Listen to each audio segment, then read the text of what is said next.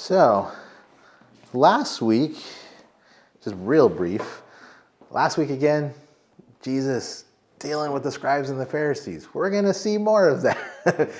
That's what he was still doing last week. But the big takeaway from last week is that these people were coming at Jesus with people's thoughts and traditions. They were challenging Jesus and his disciples on their traditions and not God's actual word. And Jesus is like, this is a problem. You guys have lost your way.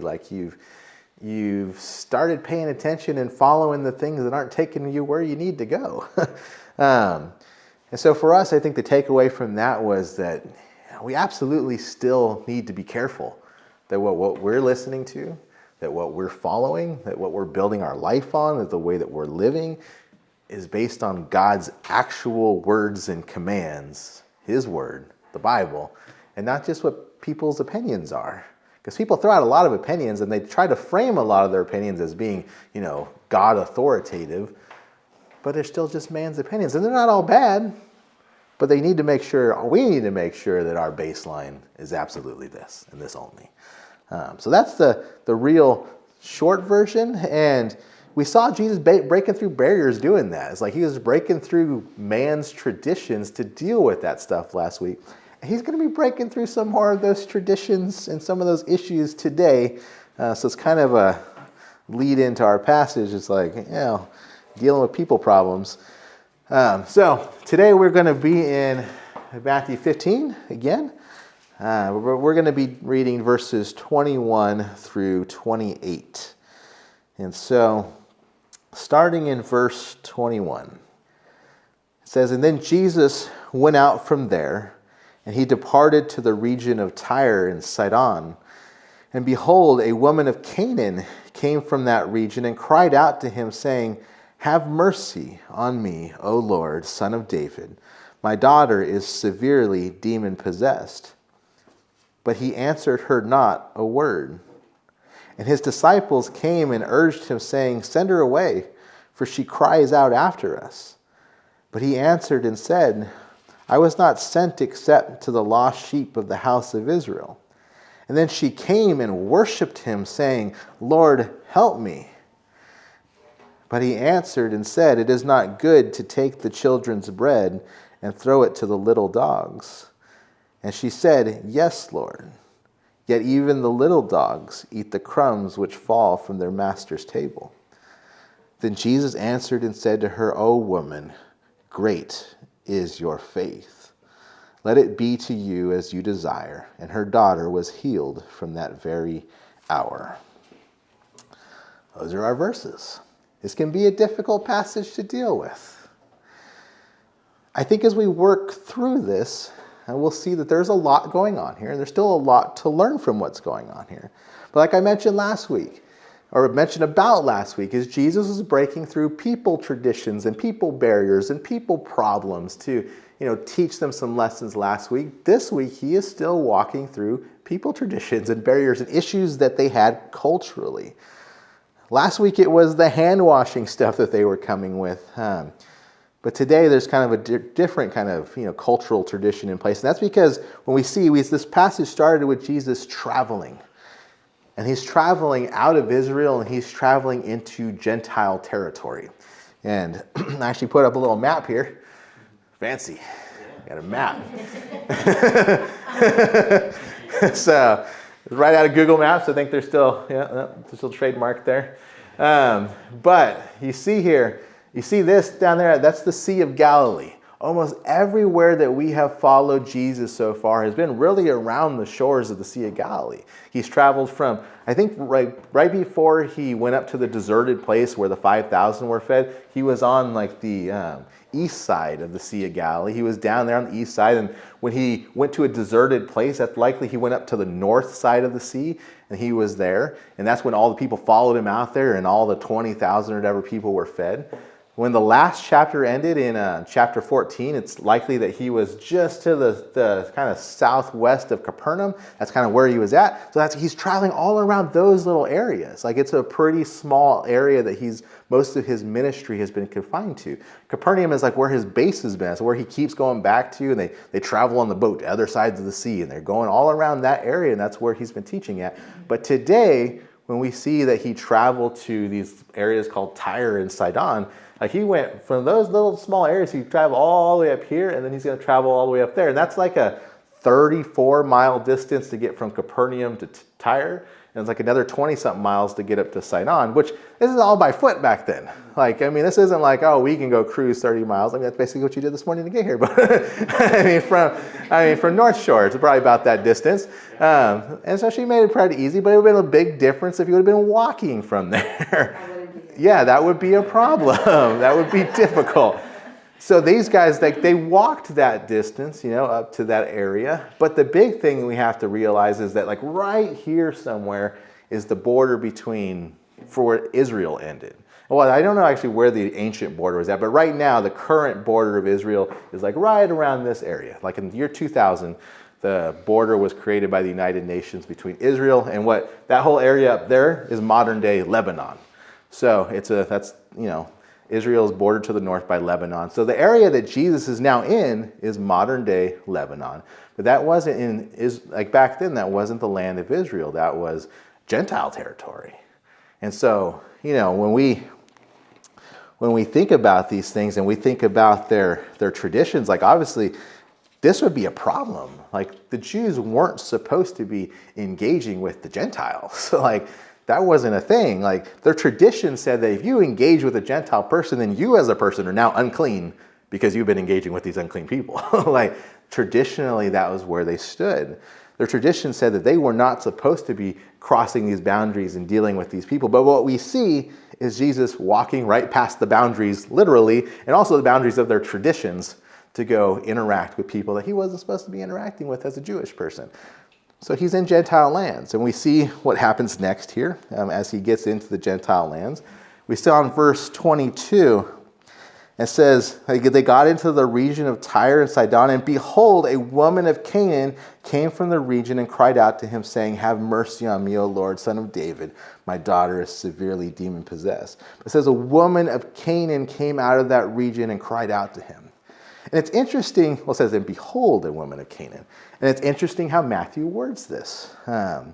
Matthew's usually pretty casual in the way that he kind of like changes the scenes and talks about the next thing that's going on. And like, if you went up to the beginning of this chapter, when the scribes and the Pharisees came, he just says, then the scribes and Pharisees who were in Jerusalem came to Jesus. It was just, then they came. It's pretty casual how he introduces it. But this time, when the situation is changing, when the people and the places are changing, Matthew's like, behold, this woman come. It's kind of different in our language, but the point that Matthew's making here is it's like a really big, it's like, pay attention. Like, pay attention. Like, this, look who this woman is that's coming. Like, look at this interact. Like, Matthew wants the reader of this to pay attention to what's actually happening here. And we know that because, like we talked about before, like, Matthew's writing of this gospel was predominantly to the Jewish person. That's kind of who his original audience was. He's like, look it. Like, pay attention. Like, look, Jesus isn't just interacting with the Jewish church. Look who he's interacting with right now. You guys would have a problem with that. Look what's actually happening here. So he wants to draw attention to what is going on here because, like I said, like, based on the characteristics of this person, this wasn't somebody that Jesus should have been traditionally interacting with. And those characteristics, as I see them, I look at this, I mean, for one, this ancient culture. For one, she's a woman. Like, in ancient culture, in a lot of these cultures, like, women were very much regarded as like second-class citizens. Like, that's just the ancient world and how it was. So even for him being who he was and such, it's like that would already be a barrier between him and his interaction, is the fact that she's a woman. For two, she was obviously a Gentile, like we just talked about. And so obviously she's not she's not Israeli, she's not Jewish, like, she's a Gentile. So culturally, especially for a rabbi or for a teacher, rabbi or teacher is not going to be caught dead talking to a Gentile, even less a Gentile woman at that time in the world. Like, that would be a problem. And thirdly, like in Matthew's very specific. She's not just any old Gentile woman either. He specifically identifies her as a Canaanite. And obviously he's not there in this, this area called Tyre and Sidon, but he specifically identifies her as a Canaanite, which adds even another level of problem because the Canaanites were the ancient enemy of Israel. Like they were the primary enemy of Israel, of the Jewish people. And so Matthew's like, pay attention. Jesus is out here, and this woman that's coming to talk to me is, for one, a woman. One, she's a Gentile, and two, for three, she's of the lines of the ancient enemies of Israel. Like there's a lot going on here that works against her. So Matthew's like, pay attention. He gives us some of that context for the situation. But like we see at there in 22 again, it's like this woman comes and she cries out to him. She cries out to Jesus. She says, "Have mercy on me, O Lord, Son of David. My daughter is severely demon-possessed." But then what happens in verse 23? It starts and it says, "But he answered her not a word." Jesus didn't say anything. Like I said, this is why we got to see this whole picture as it plays out. Jesus didn't say anything when she first cried out to him. He didn't respond a word. And then his disciples jump into the situation, maybe well-intentioned, maybe not. Again, sometimes you can't get like their thought process and their framework. But his disciples jump in, they're like, "Send her away because she keeps yelling and crying out after us." Like, send her away, Jesus. And some look at this statement by the disciples, and some believe that, maybe they were telling her, like, fix her, or telling Jesus, like, fix her issue and just get rid of her. Like, fix the issue and she'll be gone. Like, maybe some may believe that they're just, like, annoyed. Like, they were just annoyed by this woman crying out behind them and, like, just get rid of her, Jesus. Like, we don't have the complete context of that situation. But instead of Jesus doing anything that they're saying there, Jesus responds to them in verse 24. So she's calling out. He doesn't respond. The disciples make this comment to her. And then verse 24, Jesus answers. And he answers to the disciples. And he says, I was not sent except to the lost sheep of the house of Israel. And it's kind of context. It's an interesting statement. But he's responding to the disciples at this point. What Jesus is basically saying is that he was sent specifically, like it says, for the lost sheep of the house of Israel. Like his main focus, his specific mission at this point in time was for these people, for the lost sheep. And it sounds like this response, like I said, was towards his disciples, but it also sounds like the woman that is there is hearing this response. Like she's hearing the response that comes out. And she probably heard it. And like I said, this response seems kind of weird, but it kind of defines like the method and the focus for Jesus' ministry at this time. Like if you see throughout Scripture, there's a passage, I'll put it up on the screen. There's a passage in Jeremiah, and it's God, and it says, "My people have been lost sheep. Their shepherds or other people have led them astray. They have turned them away on the mountains. They have gone from the mountain to hill. They have gone from mountain to hill, and they have forgotten their resting place." Like God looks at his people, the people of Israel, and he says, they're like lost sheep. People are leading them away from me. They're going to all these other places. They forgot the place of rest that they had in me. Like they're lost. They're going to all these other places. If you remember earlier in Matthew, there was a point earlier in Matthew 10, when Jesus sends out the disciples to go do ministry apart from him. In Matthew 10, we saw that. All 12 of the disciples were sent out to go do ministry on their own for a little while. And Jesus makes the comment there to them. He says, these 12 Jesus sent out and commanded them, saying, "Do not go into the way of the Gentiles, and do not enter a city of the Samaritans, but go rather to the lost sheep of the house of Israel." Like he's defining his focus. But obviously the focus gets bigger than that. You see throughout basically all of the Great Commission passages, and there's one of them in Acts 1, you see that his mission field is going to broaden. In Acts 1 it says, and he's talking to the disciples, it says, "You shall receive power when the Holy Spirit has come upon you, and you shall be witnesses to me in Jerusalem and in Judea and Samaria, and then to the end of the earth." Like the mission field broadened. But he's defining his focus, that his core focus in his ministry. Jesus didn't travel the whole world. Like, he didn't travel the whole world into all of these nations in his time on earth. Like, his ministry time was only a couple of years that he actually ministered physically on this earth. He said, my focus is here, and I'm preparing people to expand the focus. But he says, my focus is here.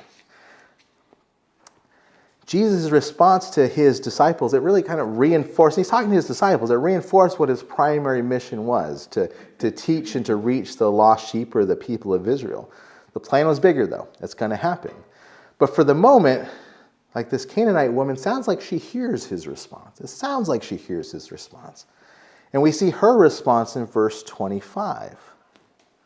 In verse 25, she responds to this situation that's happening. It says, and then she came and worshiped him, saying, Lord, help me. Like, it's really interesting, like, how this situation is. Interesting. Jesus stayed quiet. Like, even in light of Jesus staying quiet, and then even in light of her potentially hearing this comment made that Jesus had come for these people at this time. Like, even in light of those things, like, her resolve isn't shaken. I mean, it sounds like in reading this that perhaps that she moved even closer. Like, the disciples, like, she's yelling out behind us, like, can you just send her away? It sounds like this one, she's like, like, I'm getting closer. Like, I'm coming in closer. It sounds like her resolve isn't shaken. She's coming in closer. She's not just crying out behind them anymore. She sounds like she's right there by Jesus now. And it says that she worships him and says, Lord, help me. Like, there must be something here that she sees and that she understands, or that she sees in Jesus that compels her further, that compels her to stay the course, that compels her to keep seeking him. Like, maybe she's just heard the stories. Like, I've heard the stories. This guy has healed people. Like, I've heard that he's made sick people well. I've heard that he's cast out demons. They're not that far away. And in the ancient world, that's still probably pretty far, even for information to travel really well. But maybe she's just heard. She's heard some of the things that he's done. Maybe she totally understands the truth of who Jesus is. Like, maybe she does. Again, this is a country that bordered Israel. Like, maybe she's heard the stories of the Messiah that's coming, and maybe she's been able, like, by God's grace, to connect the dots and see that Jesus matches who this person is. Like, maybe she gets that, perhaps.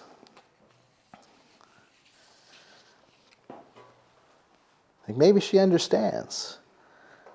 But after she moves in, she worships and says, Lord, help me. After that, she does get a direct response from Jesus. And it's an interesting one. Verse 26. She moves in, says, Lord, help me. And he answered and said, it is not good to take the children's bread and throw it to the little dogs. At first glance, a verse like this probably takes us back a little bit. Like, whoa. Like, what in the world did Jesus just say to her? I think what hurts us a little bit, though, in going through this and in reading this now, what hurts us a little bit is, like, we can't see his mannerisms. We can't hear the tone of his voice. We can't even necessarily even see all the subtlety of the words here between the original languages and the English language. There's a little bit that's lost in translation here when it was put into English. I mean, the truth is still there, but it's harder to see the original meaning in English. Like, it sounds like a really odd and harsh statement, and it kind of is in a way. But I think that the way that Jesus said this probably came across a little differently in that moment than how it reads right now. It's obvious through Scripture that the Jews did not like the Gentiles, obviously. Like, even to the point where they had specific derogatory terms that they used for the Gentiles. That's how the world they lived in. One of those words that the Jews would call the Gentiles, one of those words, as it translates for us, one of those words would be to call them a dog. But there was more than one word in their language for the word dog. So the word that the Jews usually used towards Gentiles meant dog in like the wild, feral, ugly dog sense, like matted, like, like that's the word that the Jews would usually use for the Gentiles had that picture of this like wild, feral, unkempt dog. But it's kind of interesting though, because that's not the word that Jesus uses here. He doesn't use that derogatory term that the Jews use for the Gentiles. And again, like I said, we can't see his mannerisms. We can't hear the tone of his voice. But what we can see here is that Jesus didn't use the word that people usually used. Like he didn't use the wild, feral dog word. He used a different word in their language. And the word in their language, this other word, and still, you had to deal with what he's saying still. But this other word is a bit different because this word had the meaning of like puppy or little house dog is the word that this is that Jesus used. And like I said, maybe that still seems weird. Like it's still kind of a weird statement. And maybe at first glance it seems harsh still what Jesus says here. But I believe in seeing how this plays out, I believe that Jesus had greater intention behind his words that we might not grasp like just reading through it. So we already read ahead. We see that Jesus heals this woman's daughter. Like we see that it gets there. Like when we look at this, we read this, obviously this isn't like, storybooks, isn't like allegory book. Like this is a real situation. Like a real situation happened. Like Jesus walked into this other country up there and this woman, the Canaanite woman came out. She actually talked to Jesus and things actually happened. Her daughter was actually healed. But for us, like we're going to break this down a little farther, but for us too, as we work through this, I want to see there's really an incredible picture of prayer in our relationship with God in this passage. Like when we can see the actual events unfolding, but we can actually see this other truth that we can gain from this. Like if you see how this woman engages with Jesus, she comes in verse 22, she calls out to Jesus, she says, Jesus, have mercy on me. And then she speaks of her daughter to Jesus.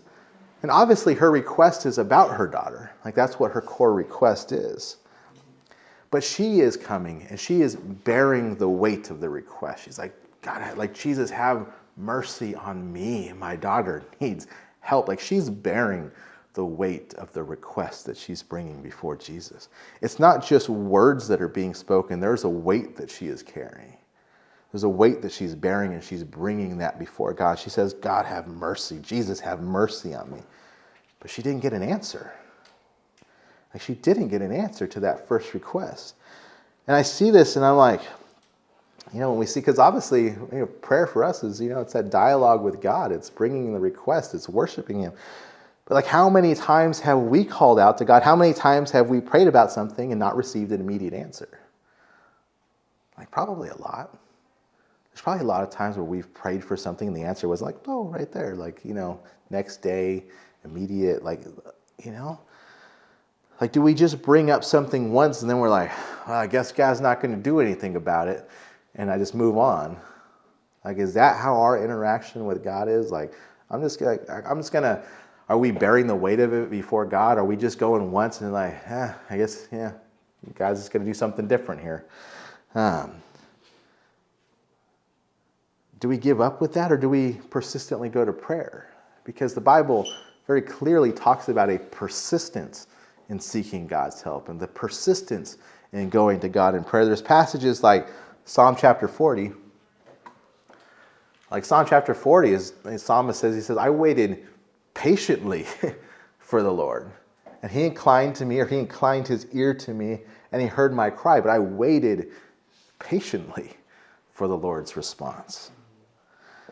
There's a passage in Acts that talks about, the early church and how that they were interacting with one another. It says that all of these with one mind, all of the early church with one mind were continually devoting themselves to prayer. It wasn't a one-off. It was like, we're getting to prayer. We're going back to prayer. We're staying in prayer. Romans 12, it talks about rejoicing in hope, persevering in tribulation, and being devoted to prayer. It's the passage you've probably heard before in Thessalonians. It says, pray without ceasing. Literally says, don't stop praying. So don't stop believing. But don't stop praying. Like, it's like, just don't stop. Like I said, prayer for us is an opportunity to talk to God. It's an incredible opportunity. Like, that we as little people that he created would have the opportunity to be like, God will hear me talk. There's a lot of important people in this world that I'll never have the chance to talk to, but God, way more important than all of them, and he'll stop and listen to me. Like, that's crazy. But prayer is going to him with our requests. It's having an opportunity to worship him.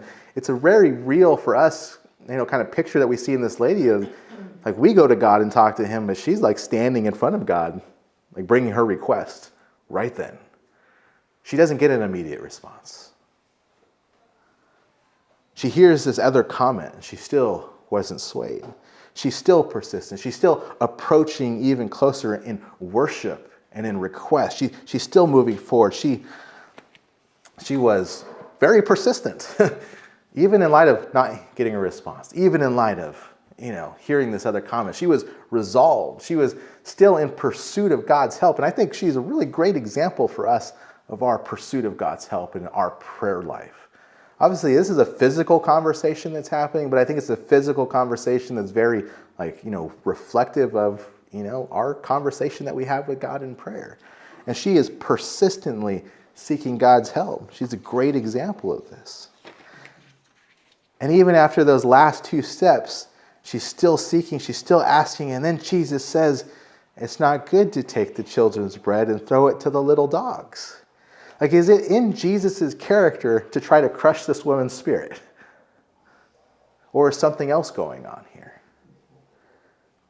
I see, we don't know exactly what this woman thought of Jesus when he came walking into her country and she went to go look for him. Like, we don't know exactly what she thought of him. Like I said, maybe she had heard the stories. Maybe she had heard the stories of the Messiah. Maybe she had heard the things that he was doing. Maybe she actually came to believe in Jesus even when a lot of the Jewish people weren't. So the reality in us reading this right now is that we don't know what her state of mind was, but Jesus did. Like, Jesus knew what her state of mind was. Like, maybe Jesus saw in her the spark of real faith. And maybe all of this engagement with her in the ways that he's doing it, that may seem really odd to us, that how he's doing it, maybe it was like kind of him like fanning the flames of that spark so that it catches fire. Like, there's a spark. Like, there's something there. She's really got some belief in there. Like, there is real faith in her, but I want her faith to like light on fire. So he's kind of challenging her faith through this passage. If he had just healed her daughter and sent her away, would the spark taken fire? Like, it would have been incredible. Like, wow, like that might have been, maybe that would have been it. But if he had not engaged with her, if he had just healed her daughter and sent her away and hadn't gone through this process with her, like, would she have had the same opportunity for her faith to grow in the same way? Was Jesus kind of perhaps like putting little hurdles out for her faith to jump over? When I see this progression in her persistence, like, Jesus knew that the persistence was in her. Jesus knew that the spark of faith was in her. It's almost like little hurdles, almost like the track meet. It's almost like the little hurdles being put out, and it's like the growth is the jumping over the hurdles. Maybe it was for her to see so much clearer that the faith was real. Like, I see you, you're standing right in front of me. Like, I don't get my response immediately. You're not here for me? Like what this other comment, it's like, but she's faithfully jumping closer, getting closer, jumping over the hurdles.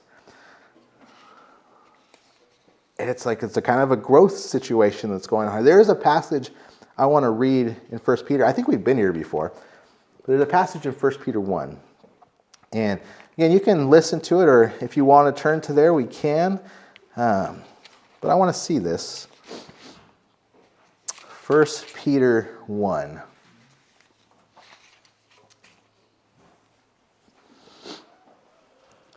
And we're going to be just in verses 6 and 7 of 1 Peter 1.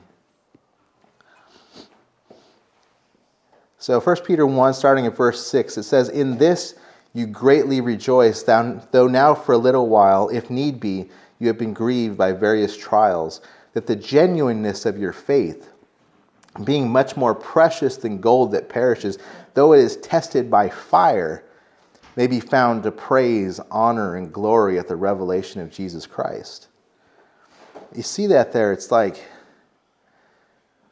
there is this opportunity for the genuineness of faith to be seen when it's tried and when it's tested.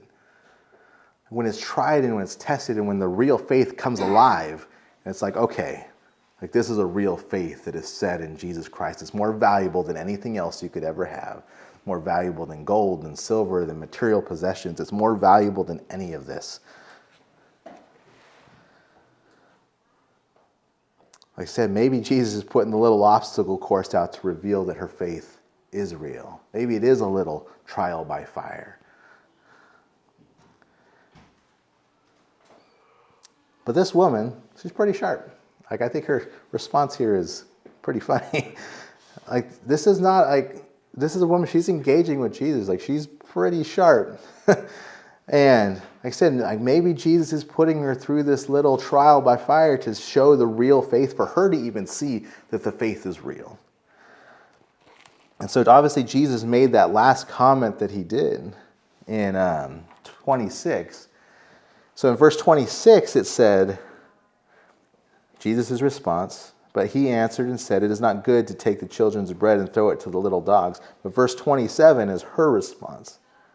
And she said, yes, Lord, yet even the little dogs eat the crumbs which fall from their master's table. That's a really witty response to Jesus' statement. But the thing is, when she says this, that she obviously recognized the different terminology that Jesus was using, because she used the same terminology when she responded back.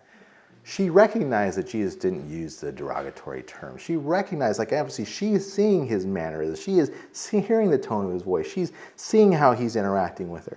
I think at this point, she sees what's happening here.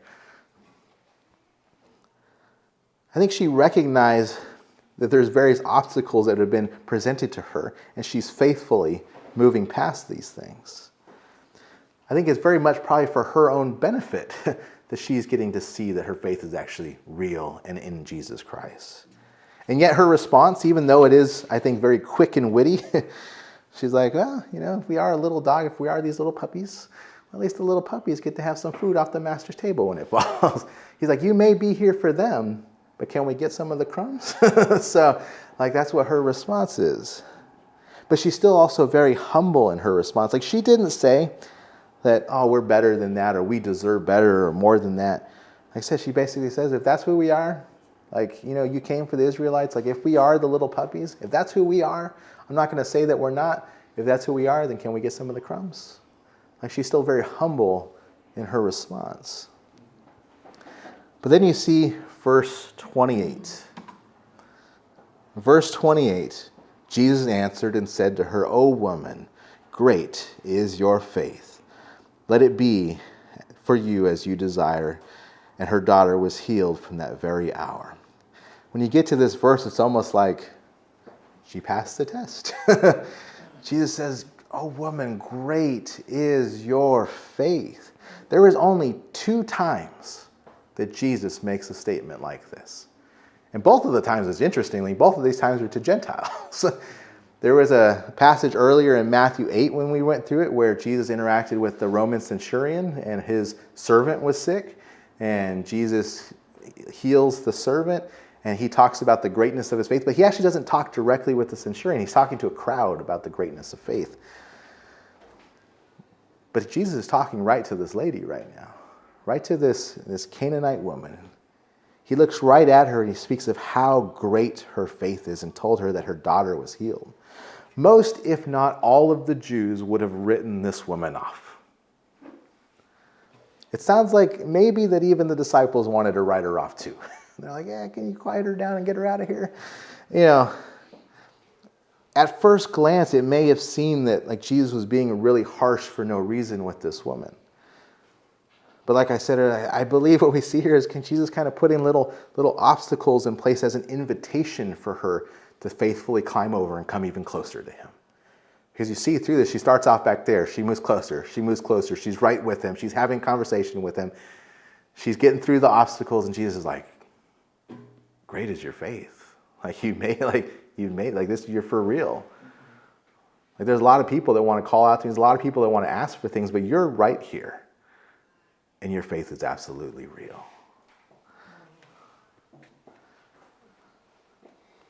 Jesus knew her heart, but I think Jesus helped her know her heart even better.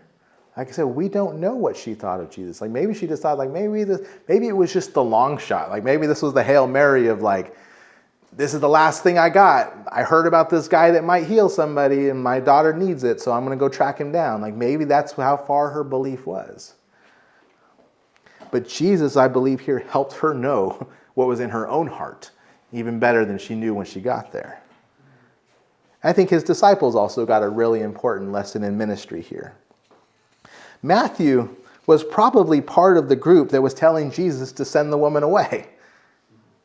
He probably was. He's the one writing this. But then remember at the beginning of this, he's like, stop and pay attention to what's going on here. He was probably one of the guys who's like, get her out of here. I'm tired of hearing her yell. Like, just get her out.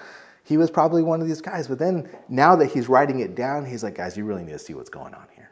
Like, you really need to see what happened. There's valuable lessons to be learned here. You know, when I look through this passage that we went through today, for one, I think even in just seeing this woman's example, I think we learn about, one, the importance of faith, prayer, and the persistence of seeking God. God doesn't always answer immediately. He doesn't. He also doesn't always make it easy. Like the answer that he gives isn't always the easy path. But he does say come. He says come persistently. He says that he's listening. The scripture says that he never tires or slumbers or sleeps. He says he's always there. He's always listening. He says come. Like a father to his child, he's like, I'm there for you. Come to me. So I think in this we see for us the example of our prayer life and the persistence that we should have, just like this woman has. But I also think this passage teaches us to not write people off so quickly. Like I said, this lady was a Gentile. Her heritage says that she was an enemy of Israel.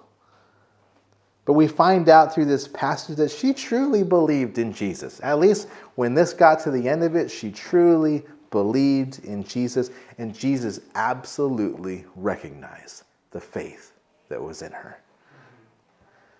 He recognized that faith even from an enemy, from a Gentile, from a sinner, a person very much like us.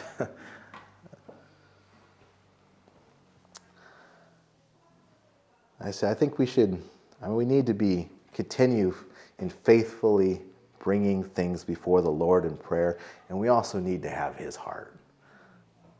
We need to have his heart and walk in his love as we consider all of the people around us.